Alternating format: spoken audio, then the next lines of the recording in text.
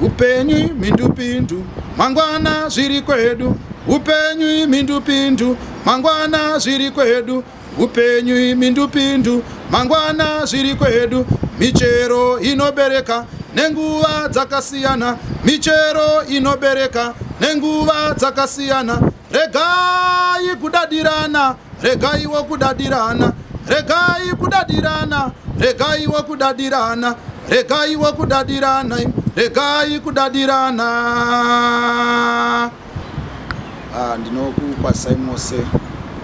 Ari kutaura pano anoitwa Evangelist Magenya. Ndiri muimbi wenziyo dzechitendero kunyanya nziyo dzeakapela dzechitendero dzatinonyanya kushandisa traditional instruments kunyanya hosho nengoma dzatinofunga kuti dzinosvika kuvanhu revhangeri. Kutanga kwenziyo idzi takanyanya kubhesa tichibva muchechi.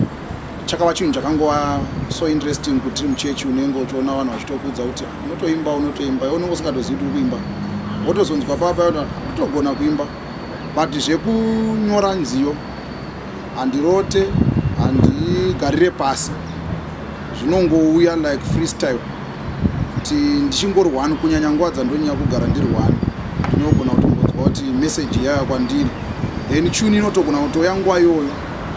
Ndikasatoinyora pasi song iyo kwati ndikasatofunga nezvayo kwati ndikasatoidzidzira inogona kutopfuura mangwana ndotenge ndatoine imwe yekuti ngatite zvakadai. Chandingangotaura pakuita kwemusic yedu, handinotanga kuimba gore rino iri haata nemakore. Munhu wandinganyanya kurekomenda pakutanga kwangu kuimba ndimukoma wangu anoitwa Richard Mapfumo, anovangeri Mapfumo.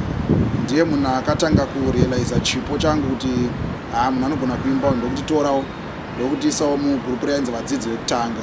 Ndo grupu ratakafamba naro makore mazhinji. Indakatanga kufamba nawo 2014. Tikaimba tese kusvika muvhangeri Mapfumo wazoenda kusouth, vakazotonditendera vachiti une chipo sara uchiita basa rekuimba. Ndokutanga kwatakazoita boka redu iko zvino rinonzi Vakatumwa Gospel Choir.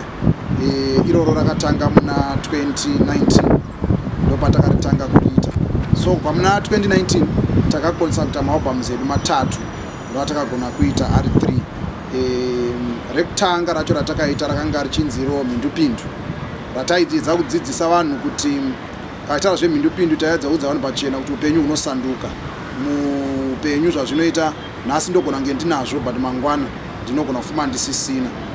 And message hombe yatatina ipapo yaiti michero inobereka nguva dzakasiyana. Ungaseke umwe muchero kuti hauna maruva iko zvino nekuti umwe noumwe nenguva dzawo dzaunobereka.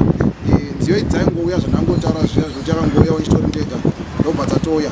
Kazhinji kachona kuboka kwedu isu tinota zvekuti hatingoti ningi ndiye muridzi weboka, takaudzana pachena kuti boka nderedu. Saka tinoti pakuimba kwedu kana mumwe akaya nechimbo chake tinotochigarira pasi tose seboka tochiumbiridza zvatoda kuti chibude chakaita, then tapedza kudaro takushuwirirana kuti hai chakuita kuburitsa ichi toenda nacho tochirekodha. Saka rekutanga iroro ndoratakaita rakanga rine masongs atikutaura anoti vana mhindupindu natakanga chiti vana nditendere svagaro regerero kuna Mwari. Then patakaita rimwe racho rechi2 rakanga rine masongs anoti tipewo nyasha, rakanga riro album rainzi tipewo nyasha. Ratakanga tiri kuedza kutsanangura. Iri rakanyorwa mushure mekunge tasangana nematambudziko ekufirwa nevabereki kunyanya inini nevamwe vatinoimba navo maband members edu ari 3. Saka rakanga richinyanya kutsanangura pamusoro peupenyu kuti zvenyika ino zvinotiremei, asi kana ukavimba naMwari, Mwari vakaisa nyasha naJesu zvinoringana. Saka ndo kwakanga kwabva message yedu. Most of the times katichinyora masongs edu tinotarisa situation yezvatiri kusangana nazvo. Ndoda kutenda Mwari kuti nziyo dzakawanda dzepamaalbums edu ndinodzinyora dzinonyanya kuuya zvichienderana necurrent situation yezvatinenge takatarisana nazvo nguva iyoyo. Tikangona pane zvimwe zvaitika kwatiri ndogona kutoona mumhanzi uchitoya kwandiri kuti imba zvakati, imba zvakati, imba zvakati, kuri kutenda kuti kufemera kwaMwari. Uye nziyo dzacho zhinji dzose dzinouya dziri dzidziso kuvanhu zvokuti kana ukaiteerera unotonzwa kuti hazvichokwadi apa paitwa. Then album redu rekupedzisira richiri kutoitwa izvezvi, but ratakanga tiri kuita iko zvino zvandakaita ndine mumwe producer vanoita producer Makumbe vakatombondudza kuti haune voice rokuti unogona kutoimba nziyo dzemagitare dzegospel ukatogona. Ndobva ndangozviti harikatimboedza. Saka kubva tatorwa nziyo dzedu dzegospel kwakutotambirwa mugore rapfuura iri ra2024 muna November, kwakutotambirwa chaizvo chaizvo. Apa tatangoti totota tingoti masingungo to 2 kana 3 vanhu vanatona nziyo dzadza kutotambirwa vanobvunzwa nevamwe mabva mangana makaita mutipo rimwe mutipo dzimwe nziyo ndobva zvatotisunda kuti mugore rino ra2025 album iroro patiri kusvika muna macho murinenge rapera kubuda zvese nemavideos aro riri album ratiri kutenda kuti rinenge richidzidzisa zvakanyanya uyezve ndinonyafarira kuimba zvenyasha because iroro rakatonzi nyasha dzajehovha kune vechidiki vezira ratototara nesuwo tinoverengwa kune vechidiki. Kune vechidiki chandingavaudza ndechekuti kune vamwe vanotora madrugs vachifunga kuti vari kupedza nhamo kuti ari kudambokanganwa, but chandakadzidza ndechekuti mukumatora uri kukanganwa kwemahours at the same time upenyu kana kuti health ichidhitirereta panguva iyoyo.